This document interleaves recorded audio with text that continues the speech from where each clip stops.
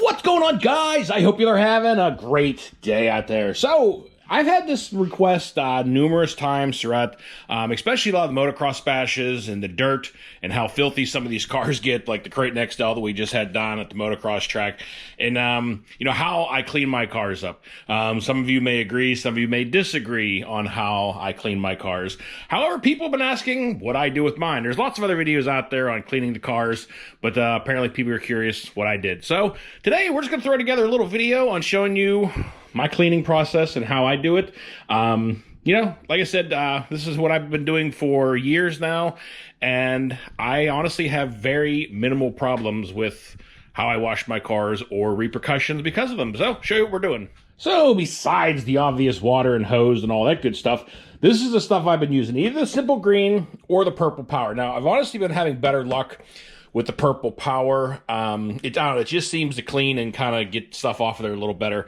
But what I do is if you buy one of these big bottles, this is usually not, it's concentrated, just as it says there. So you do need to dilute it, because this stuff can, over time, from what I've heard, I personally have never had issues, but it can start to hurt plastic if it stays in a concentrated form and if you leave it on there too long. So I dilute it 50-50. I got one of these old Simple Green bottles. We'll fill it up about halfway with the Purple Power, fill it up the rest of the way with water, shake it up a little bit, and we'll go through the process here and I'll show you what I do. I guess the first good candidate would be the newer Crate XL, because she's got lots of mud and dirt and stuff packed on there. And honestly, there's been 2 bashes on this thing now in the dirt. The first batch was on there, dried and hardened, and then I had it back down at the track again and gave it another coating of mud. But some of the old mud actually fell and knocked itself off, and we gave it a fresh coat. So let's get this stuff off of there. It is a nice, beautiful sunny day here in Pennsylvania. It's about like 73 degrees right now, and nice and sunny. But one of the first things you want to make sure you do before really getting your car in massive puddles and submerging it in water or washing it, or making sure that the holes inside your rims are taped off. There's usually 3-4 holes on the inside of the rim. You'll notice them, they're for venting the tires. And before you wash them or get them majorly wet, make sure you tape those holes shut, or the water will get in and your foams will get wet and destroy the tire. I'm guilty of it. A lot of times I've taken cars down to the track and forgot to tape them closed, and you can get the water out if you vent the outside of the tire with some holes and run it around for a little bit. It'll spray all the water out, but just do yourself a favor and tape those holes shut first. All right, well, before we soak it with the Purple Power, we're gonna go ahead and give this thing a little pre-wash, let this stuff soak in there and loosen up this dirt that's been really dried on there. Not too bad. So you can see remnants sometimes of the old Purple Power on the rims, because you'll see a little bit of foaming action, but usually give everything a good spray down. Let the water get in there. Usually leave the body on at first, just kind of help blast it off, makes it a little bit easier. And then we're just going to go ahead and blast away. Make sure your receiver box is somewhat at least sealed shut. But guys, I'm not gentle. I will just blast everything out, make sure all the mud and dirt's out of the ESC fan. Give it a good pre-soak. Let her sit there for a minute. Now we're going to go ahead and get our Purple Power mixture going here. I'm going to go ahead and fill this bottle up about halfway. Picked up these little funnels. It makes it a lot easier on these small bottles to get it in there. But we get about that much Purple Power. Maybe a little more. Right about there. About halfway. Then we're going to go fill this up the rest of the way with water. Well, we got our purple juice mixed up here, and now we're going to go ahead, flip the old Crate XL over, making sure that everything is nice and soaked down. Flip this thing over, blast off the undercarriage, just try to make sure you get all those little nooks and crannies where the mud loves to get jammed into, because it always loves hiding down underneath these A-arms. I like to black those things out, but like I said, guys, I just hit everything. The tires get really muddy on the outside. We usually sit here and do this. You just let it slowly rotate and spin and get everything off. Works for doing the inside also, but go ahead and give her a little soak down. Let that soak in for a minute, and then we're going to spray her down with some purple juice. All right, usually soak down the body on the inside real good. Give that a good splashing. Do the same thing with the outside. Now, like I said, guys, I have been hitting them like this for quite some time and really have no issues with, you know, any body problems, stickers, paint, nothing like that. Then I'll go ahead and just spray down every single square inch of this thing. I've seen guys busting out toothbrushes and everything, and I mean, I'm not knocking how anybody chooses to clean their car, but you know, I guess if you only have, you know, a few cars, and you're only running one at a time, you know, you can put a little more time into them. But you know, I got 15 or 16 cars now, and whenever you have multiples out there running, I'm just not down for sitting there scrubbing them with a toothbrush and doing stuff like that. Like, I just want to get them cleaned back up again, dried up and oiled and ready for the next bash. But that's about it. Soak down the bottom, let that soak in for about, I don't know, 5 minutes, and we're going to flip it over and do the same thing on the other side. All right, let that side soak for a bit. We're gonna go ahead and hit this side, and make sure I tend to spray this stuff because anywhere where you're getting extra oil, grease from other stuff, you know, usually like hitting a little heavier in that area with the Purple Power, but I spray everything down. Everything's gonna need, you know, some spray lubricant of some sort.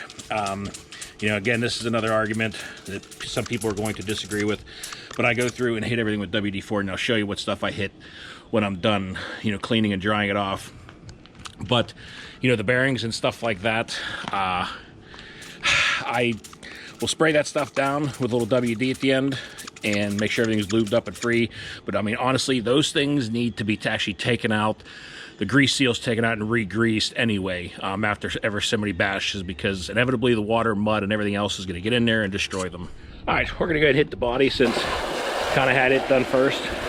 As you guys can see, cleans up and shines up with like no scrubbing.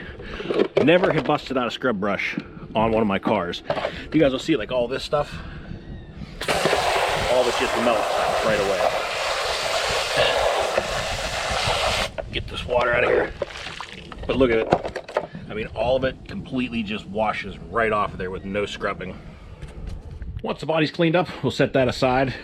And then what I usually like to do is put the car up on end like this so that everything tends to run out the back end and run away from the car. But this has been soaking for about, I don't know, almost 8 minutes or so. And just start blasting everything off. And you guys will see that using this stuff, the Purple Power or the Simple Green, all the dirt and anything that was kind of clinging in there just completely melts away off of there. I mean, I haven't busted out a scrub brush on an RC car in a long time. But just go ahead and give it a good wash down on everything on both sides, and she'll be clean as a whistle. And that's what I love about using the Purple Power on this stuff, is because not only does it scrape everything off of there and clean off any old grease and debris, but there's no scrubbing involved. You just spray it on there, let it soak, and it rinses that and everything else along with it. Once I get everything all cleaned up, and as you guys can see here now, I mean, the insides, everything is spotless. All the aluminum's nice and shiny and clean again. And then what I'll do from here is usually try to take it out in the sun, especially if it's sunny out, and just let it hang upside down like that for about 10-15 minutes. Let all the major stuff drip out, and that way it's dripping away from the electronics.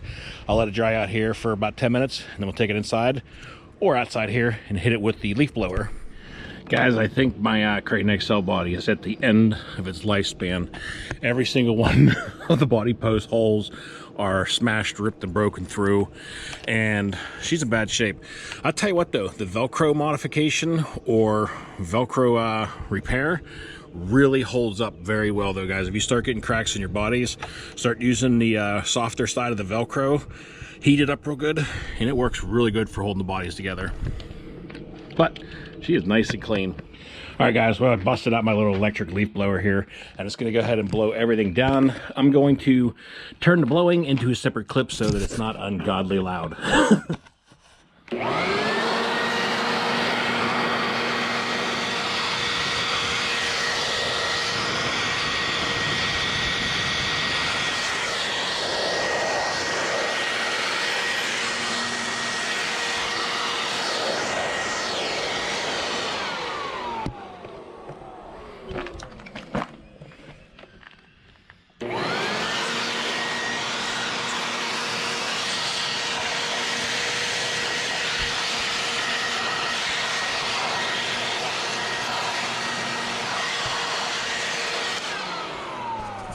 Just a quick little disclaimer, I probably shouldn't have to mention this, but I'm going to anyway. Before you're blasting your electronics, make sure the stuff is at least waterproof or water resistant. Like I said, I've been hosing down all my Hobbywing and Firma systems that are in any of my cars for years now and have really no problem. So just wanted to throw that out there. Make sure you don't have some weird, non-waterproof ESC in your blasted water. And just make sure you know what you got.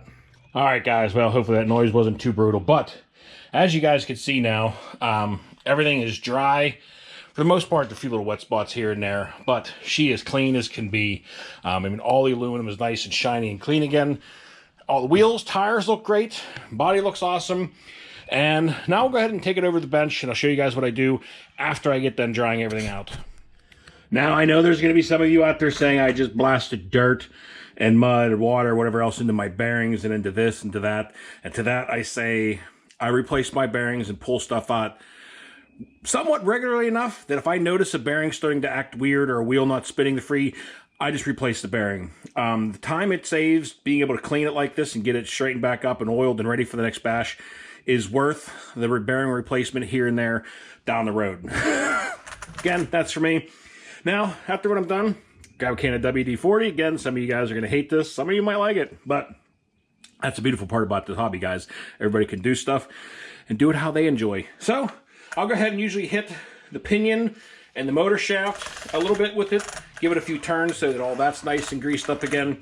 I'll also go through and very lightly, and I know technically I heard you're not supposed to oil or do anything with the pillow balls. However, I do put a little shot of WD-40 in each pillow ball. And of course, where the dry shaft goes into the cup in here, number one, it helps because WD-40 is a water displacement oil. It pushes water out.